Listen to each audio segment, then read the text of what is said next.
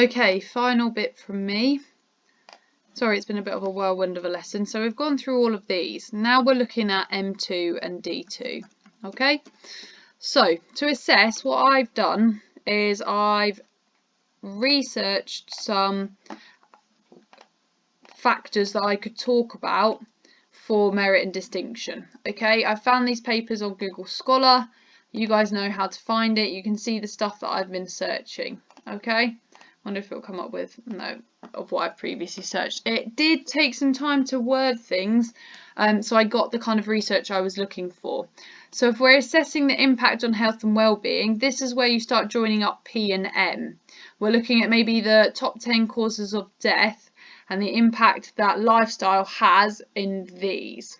Okay, so we know that ischemic heart disease is, in 2016, the biggest non-communicable disease, and we've already used that word in previous discussions. Okay, and this is top 10 global causes of death per 2000. Okay, whereas this one is deaths in the millions. Okay, so this is the type of stuff you can be assessing health with. Okay, and those lifestyle factors.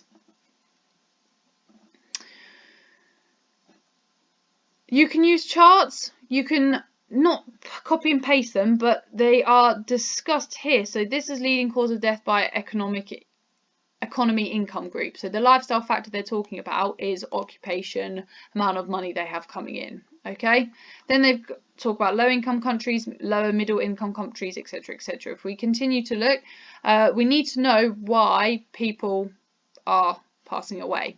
Okay, obviously if you're looking at any results that are around 2019, 2020, you're going to have a huge factor on there that was not considered for in previous assessments, which would be our coronavirus. Okay, so that's how to use things like the World Health Organization. Again, that's academic literature, and the way that you can reference that is you're usually looking for the date. There we go. If there's not a date on the article itself, so there might not be.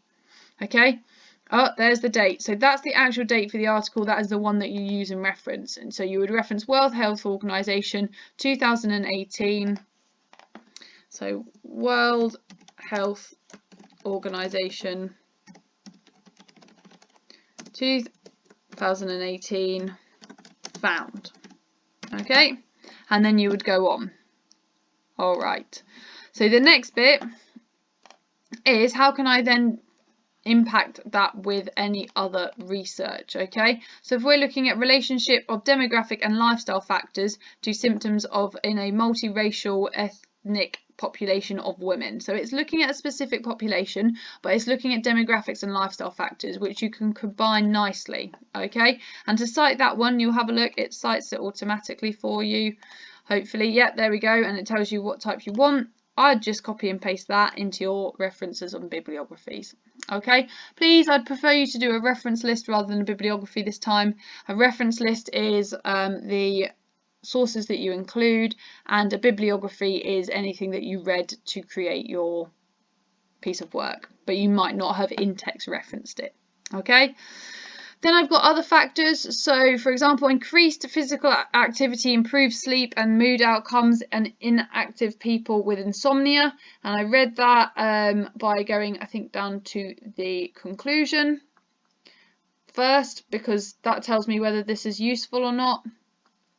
Here we go. Main outcome, significant for a group of membership on the score in SIS, controlling appropriate variables. Don't know much about that. Let's carry on to the actual conclusion. There's the discussion, so I must mean the conclusion.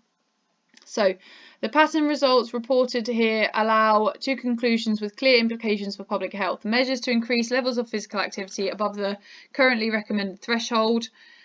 And 2, the likelihood of improved sleep quality should be routinely added to evidence-based cardiovascular. Okay, so those are documents that you can use. All right, I'm going to pause it there, and I'm going to upload these documents for you to use, and then this recording as well.